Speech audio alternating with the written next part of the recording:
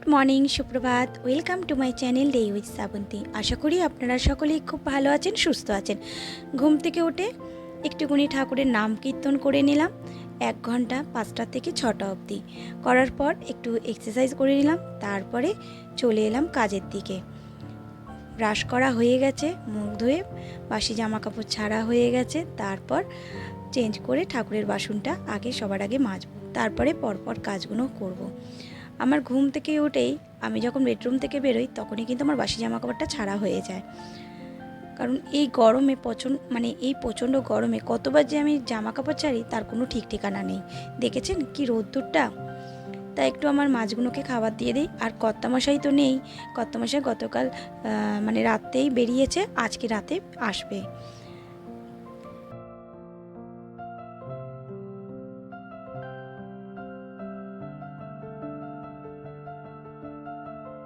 বলেছিলাম না আমার সেজো কাকি শাশুড়ি অসুস্থ আছে, সে বাপের বাড়িতে, তাকে একটু দেখতে যাব।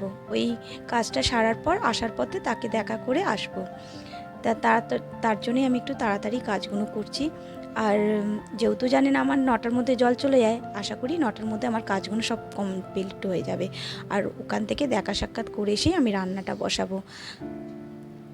ওই জন্য রান্নাঘরটা আগে পরিষ্কার করে নিই। রাত্রিবেলা তো একবার পরিষ্কার করি, তবুও রান্না করতে এলে না মনে হয় কি একটু পোছাপুছি করে নিই।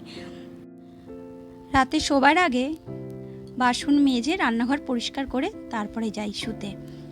আর সকালবেলা মনে হয় একটু পরিষ্কার করে নিই, কারণ ধুলোবালি থাকে, তারপরে মাকড়সা আরশোলা এরা তো রয়েছেই। জানেন তো আমার ঘরে না ইঁদুর মশাই নেই, কেন বলুন তো? আমার ঘরে এত যে গণেশ বাবাজি রয়েছে, ইঁদুর থাকলেও ও কিছু না পেয়ে চলে যায়।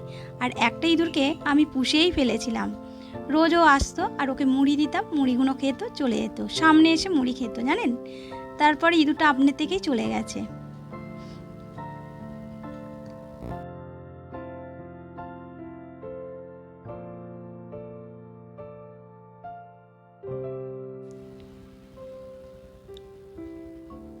আর এই দেখুন, এইখানে আমি 3 মুঠ প্রণাম করে চালগুলো রাখছি।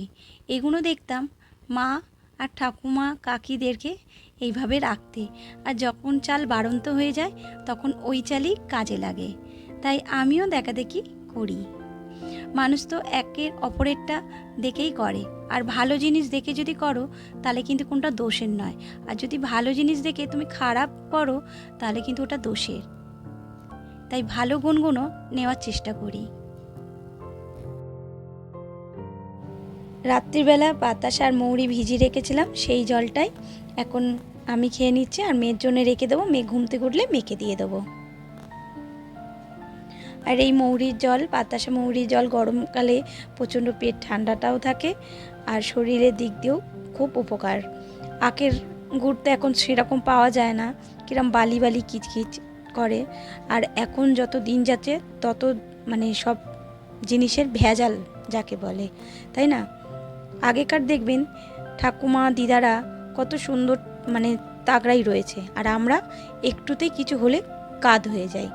যেমন ধরুন আমার মাকেই বলছি, আমার মার শরীর খারাপ বলতে সুগার হলেই তো অনেক কিছুই রোগ তো আসে, কিন্তু কোনো দিন আমার মাকে দেখিনি ওষুধ খেতে, আমার বাবাকেও দেখিনি। কিন্তু এখন দেখছি দুজনেই ওষুধের পোটলা নিয়ে বসে থাকে। আর এখন তো আমি ওদের সাথে যোগ দিয়েছি। আর আমার জানেন তো ওষুধ খেতে একদম ভালো লাগে না, আমি ওষুধ খেতেই চাই না। কিন্তু ওই যে না খেলে তো চলতে পারবো না, তার জন্যই ওষুধটা খাচ্ছি। আগে দেখতাম বাবার যখন জ্বর হতো বাবা সাবু করে ওই সাবুর মধ্যে পাতিলেবু রস চিবে 1 গ্লাস ঢকঢক করে খেয়ে নিত, আর জ্বর নাকি পালিয়ে যেত ভয়তে। এইটাই দেখতাম, আর সেই মানুষ এখন ওষুধ খাচ্ছে। আমি এই যে টুলগুলোয় বসি, সেই টুলগুলো একটু সার্ফ দিয়ে কসবাইট দিয়ে একটু ঘষে ভালো করে পরিষ্কার করে নিচ্ছি। ওই যে যখন হাতের ব্যথা থাকে না তখনই কিন্তু এইসব কাজ আমি করি। আর এরপর যদি ব্যথা হয় ব্যাস কর্তামশাই আমাকে দেবে বকা। কারণ এই সমস্ত কাজগুলো না চোখের সামনে যদি আমি ময়লা দেখি, আমার ময়লা একদম পছন্দ হয় না,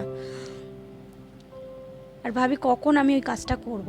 এই যে আমার টুলগুলো ধোয়া হয়ে গেল আর জলও কিন্তু চলে গেল। আর ওই যে দেখলেন সাদা ড্রামটায় বালতিটায়, ওটা আমি জল ভরে রেখেছি, চান করব। ভোরবেলা উঠলে কাজগুলো খুব সুন্দরভাবে এবং তাড়াতাড়ি হয়েও যায়। আর আমি ভোরবেলা উঠলেও ঘরের কাজ করতে থাকি। আর যেহেতু বললাম আমাদের পরিবারটা অনেক বড়, তাই সবাই সকালবেলা বেরোয় বলে আমি আর কলতলায় যাই না। আমি কলতলায় সেই 8টার সময় যাই বা 8:30টার সময় যাই, তখন কলের যতটুকু দরকার ততটুকু করি। আজকে যেমন আমার খুব দরকার, এই যে ঠাকুরকে যে ঢেকেছিলাম মুখ কাপড় দিয়ে, নতুন কাপড় এগুলো, তাই এগুলোকে একটু সার্ফ দিয়ে ভালো করে ধুয়ে রাখলাম আবার পরের বছরের জন্য। আর ঠাকুরের বাসনও মাজা হয়ে গেছে। আর যেহেতু আজকে আমার একটু তাড়া আছে, তার জন্য আজকে আমি পুজো দেবো না, মেয়ে দেবে।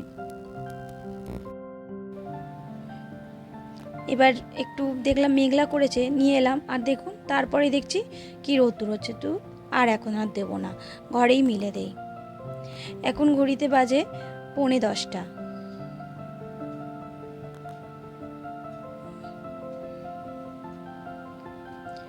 মেয়ে ঘুম থেকে উঠে গেছে, ব্রাশ করছে, ওকে একটু বাতাসার জলটা দিয়ে দেবো, তারপরেই একটু ছাতু গুলে খেয়ে দিয়েই বেরিয়ে পড়বো।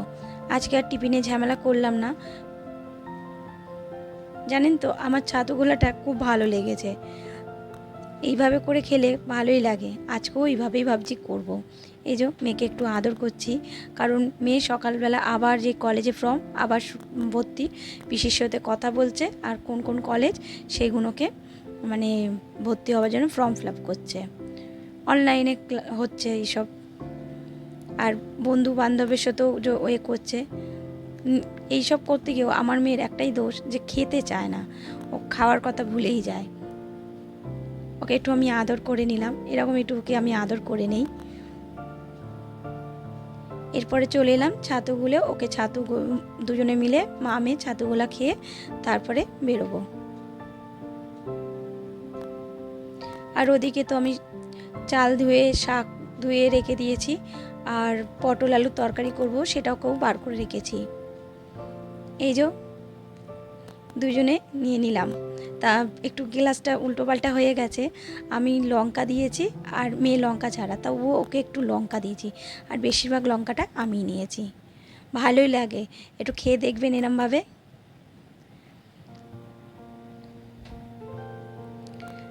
আর এই যে এবারে বেরিয়ে পড়লাম। মনটা খুবই খারাপ লাগছে, কারণ আমার মায়ের শরীর খারাপ হয়েছে। তার দিদি ফোন করেছিল, সেই ফোনে কথা বলতে বলতে এবারে যাচ্ছি। তা মায়ের সাথে কথা বলতে পারছি না, কারণ মায়ের ফোনটা বন্ধ আছে, তাই দিদির সাথেই কথা বললাম।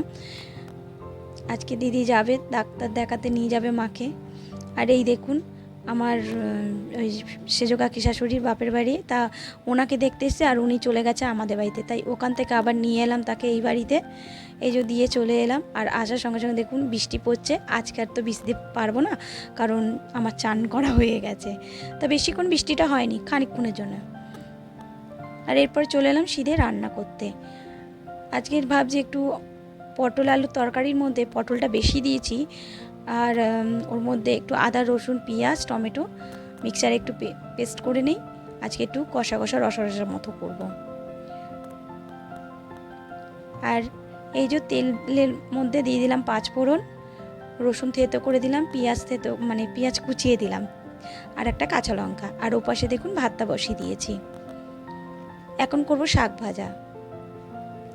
শাক ভাজা হলে আমার মেয়ের আর আমার ভাত অর্ধেক খাওয়া হয়ে যায়।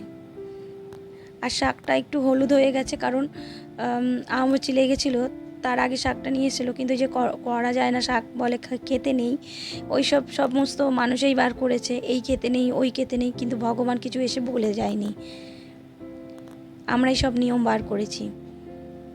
তবু মনে হয় যে বলছে যখন তার বড়রা, শুনি তাদের কথা। আবার যদি কোনো কিছু ঘটে তখন মনে হয় শুনিনি বলেই এরকম হলো, আমাদের মনের ধারণাটাই এরকম লাগে, তাই না?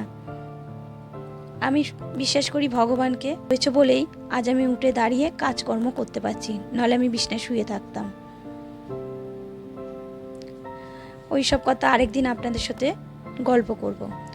ওখান থেকে ফিরে এসে মাকেও একবার ফোন করলাম, তা মায়ের সাথে কথা বলে খুব ভালো লাগছে। মা এখন বলছে একটু ভালো আছে, তবুও বিকেলবেলা দিদি যাবে ডাক্তার দেখাতে মাকে নিয়ে।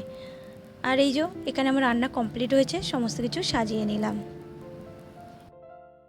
আর আমি যে বললাম না অ্যালার্জি হয়েছে, তাই আমি ডিম খাবো না, তাই মেয়েকে একটা ডিমের পোচ করে দিয়ে দিলাম।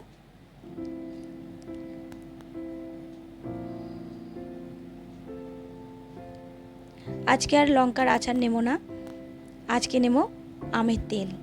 আর এই আচারটাও আমার দিদি করে পাঠিয়েছে আমাকে। শাক ভাজা হলেই এরকম আচার দিয়ে খেতে দারুণ লাগে। প্রতিদিনের মতো আজও বলবো, আমার যদি ভিডিও কোনো অংশ আপনাদের ভালো লাগে অবশ্যই লাইক কমেন্ট করবেন। আর নতুন বন্ধু যদি আজ প্রথমবার দেখছো আমার ভিডিওটা, যদি তোমাদের ইচ্ছা হয় তাহলে সাবস্ক্রাইব করে আমার এই ছোট্ট পরিবারে মিষ্টি সদস্য হয়ে যেও। Tata, bye bye.